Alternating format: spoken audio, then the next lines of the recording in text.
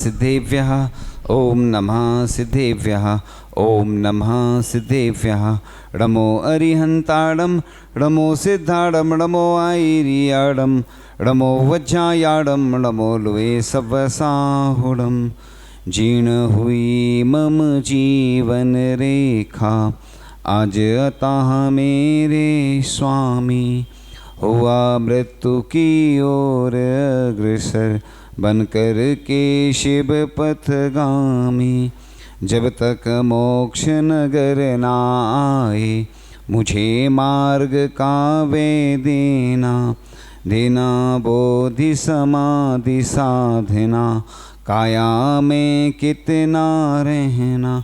कुंडलपुर के बड़े बाबा की, मूल श्री महावीर भगवान की, परम पूज्य आचार्य श्री ज्ञान सागर जी महामुनिराज की जय। परम पूज्य आचार्य भगवान गुरुदेव शेखर विद्यासागर जी महामुनिराज की जय। परम पूज्य मुनि शेखर बेमल सागर जी, अनंत सागर जी, धर्म सागर जी आदि समस्त 3 कम 9 करोड़ मुनिराजों की, परम पूज्य मुनिवर श्री भाव सागर जी महाराज की। यह है परम पूज्य आचार्य श्री ज्ञान सागर जी महाराज का 50वां स्वर्ण समाधि दिवस है। 50वां यानी लगभग उनको कितने 49 वर्ष हो गए हैं और 50वां वर्ष प्रारंभ हो गया। इतने वर्ष उनको समाधि जब उनकी हुई थी तब आचार्य भगवान के मुख से जो संस्मरण सुनते हैं, रोंगटे खड़े कर देने वाले संस्मरण होते हैं। ग्रीष्मकालीन तपन में और जब चरम पर राजस्थान की गर्मी थी, उस बीच में संलेखना धारण करना बड़ा कठिन कार्य होता है। संलेखना के लिए लिखा है चातुर्मास सर्वश्रेष्ठ कहा है, क्योंकि चातुर्मास में बारिश होती है तो भूख प्यास आदि की वेदना कम होती, जठराग्नि बंद होती। लेकिन इतनी ग्रीष्मकालीन तपन में उन्होंने संलेखना धारण की। वह ज्ञानवृद्ध थे, तपोवृद्ध थे। उन्होंने जब देखा कि लोग कहते थे कि जैनों के यहाँ क्या है, क्या साहित्य है आपके पास, उन्होंने कठिन मेहनत की और ऐसे साहित्य की रचना की कि बड़े बड़े विद्वान भी कहने में नहीं सकते। एक विद्वान ने तो ये कहा था कि जब उनका साहित्य उन्होंने देखा तो उन्होंने कहा कि आज अगर हमारे बीच में वह ज्ञान सागर जी महाराज होते तो मैं उनके चरण चूम लेता। मतलब ऐसी उनकी जो साहित्य की जो लेखनी थी, इतना साहित्य उन्होंने, जो भी आज आप विभिन्न क्षेत्रों के नाम देखते हैं, दैवोदय और जयोदय और भी बहुत सारे ऐसे जो ग्रंथ उन्होंने लिखे, उन्हीं के नाम से आज बहुत सारे तीर्थ क्षेत्रों के नाम रखे गए। तो जाते जाते वह अच्छी निशानी दे गए, उम्र भर दोहराएं ऐसी कहानी दे गए। वह हमारे ऐसे आचार्य भगवान को उन्होंने दीक्षा देकर बड़ा उपकार किया, क्योंकि पूज्य ज्ञान सागर जी महाराज कई विद्याओं में महारत हासिल थी उनको। वह अपने ज्ञान के माध्यम से जान गए थे कि एक विद्याधर है, यह ही पंचम काल जो चल रहा है उसमें आगे जिन शासन की प्रभावना को आगे बढ़ाएगा। उन्हें एक बार एक व्यक्ति गया, शिकायत करने लगा कि ये विद्याधर ऐसा करते हैं, और उन्होंने जब उस व्यक्ति से कहा कि मुझे मालूम है कि यह जो विद्याधर है आगे चलकर एक महान संत बनेगा और जिन शासन की प्रभावना में महत्वपूर्ण योगदान देगा, इसलिए मुझे इस व्यक्ति के बारे में कुछ भी तुम सुना दो। लेकिन मुझे पूरा भरोसा, उन्होंने देखा था अपने ज्ञान के माध्यम से, उन्होंने जान लिया था कि एक भजन की पंक्तियां हैं, अस्त हो रहे ज्ञान सूर्य ने सोचा था एक दिन की शाम, मेरे ढल जाने के बाद कौन करेगा मेरा काम। उन्हें मालूम था कि पंचम काल बहुत कठिन है, और तभी एक विद्याधर आया। तो विद्याधर आए और उन्होंने आचार्य श्री ज्ञान सागर जी महाराज की संलेखना भी कराई। और उन्होंने जो कहते हैं अरबों की संपत्ति मिलने के बावजूद भी एक पुत्र अपने पिता की उतनी सेवा नहीं करता जितनी पूज्य विद्यासागर जी महाराज ने पूज्य ज्ञान सागर जी महाराज की सेवा की। और कहते हैं हजारों रोज जन्मते हैं, हजारों ही वे मरते हैं, कोई कोई यहाँ आकर के अच्छा काम करते हैं। हजारों लोग प्रतिदिन जन्म रहे हैं, मरण कर रहे हैं, लेकिन नाम उसी का होता है अमर जो अच्छे काम कर लेता है। तो मृत्यु को महोत्सव कहा है जैन धर्म में।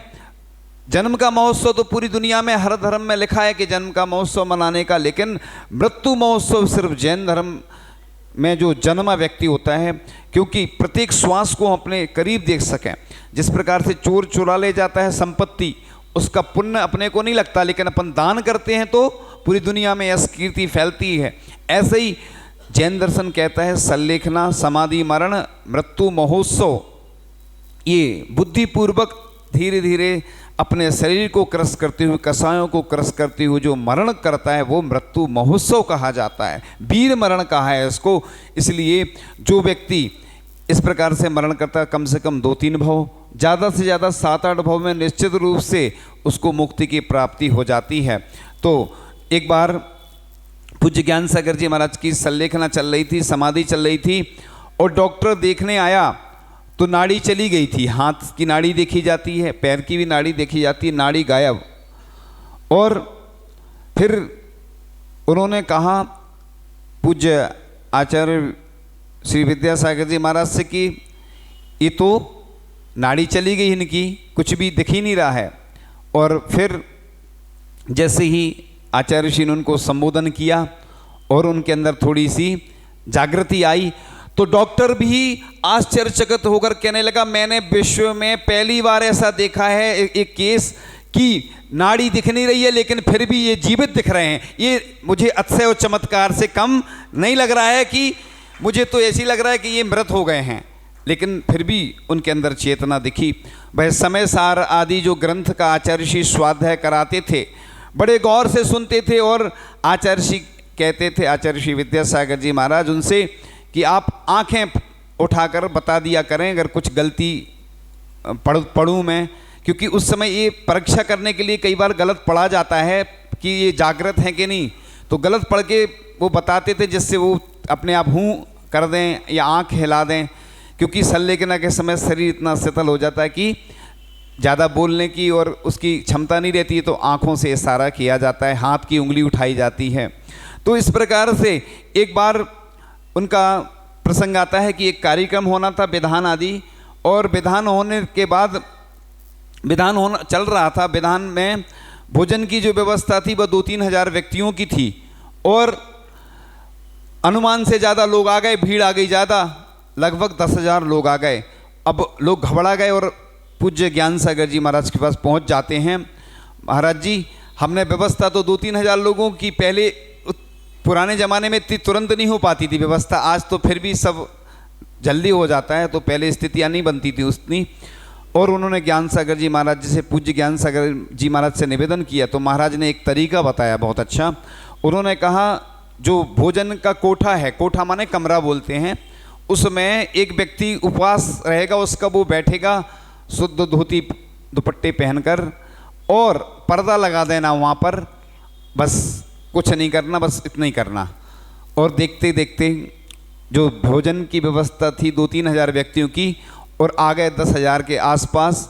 शाम हो गई और भोजन लोग करते गए, लेकिन भोजन समाप्त नहीं हुआ, और ऐसे रिद्धि सिद्धि युक्त थे हमारे पूज्य आचार्य श्री ज्ञान सागर जी महाराज। एक बार की बात और, एक महिला को कोई बच्चा हुआ बहुत दिनों बाद, और उसको कोई रोग आदि हो गया, तो वह ब्रह्मचारी भूरामल जी थे, पंडित भूरामल जी, वह प्रतिष्ठाचार्य भी थे, ज्योतिष के ज्ञाता भी थे, और भी सभी विद्याओं के ज्ञाता थे वो है।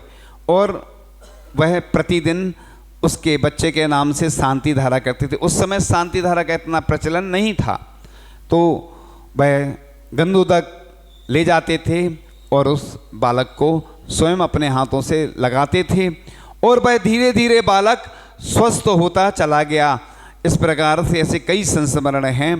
तो इस प्रकार उन्होंने जो कार्य किया है, हमारे लिए भी उसी प्रकार से वह दिन आए कि हम भी जब अंतिम श्वास लें तो बस पंच नमस्कार मंत्र का स्मरण करते हुए, और जब मेरा कंठ अवरुद्ध हो, भगवान का नाम स्मरण करते हुए कंठ अवरुद्ध हो, इसी भावना के साथ उनके चरणों में भावांजलि अर्पित करते हैं कि जिस प्रकार से आपने अपने शिष्य को इतना महान पद देकर इस जिन शासन की रक्षा के लिए आपने समर्पित किया है, इसी प्रकार से हम भी अपने तीर्थों की रक्षा के लिए जो स्थितियां चल रही हैं वो आप लोग समझ जाएंगे कि तीर्थ रक्षा के लिए महाराज जी बोलते हैं कि प्राण भी देना पड़े तो अपन को पीछे नहीं हटना, लेकिन अहिंसात्मक तरीके से अपन को, जिस प्रकार से सम्मेद शिखर जी की रक्षा के लिए पूरे देश के लोगों ने बीड़ा उठाया था, उसी प्रकार से सबको मिलकर के पूरे देश के लोगों को, है ना, सबको तीर्थ रक्षा के लिए आगे आना चाहिए।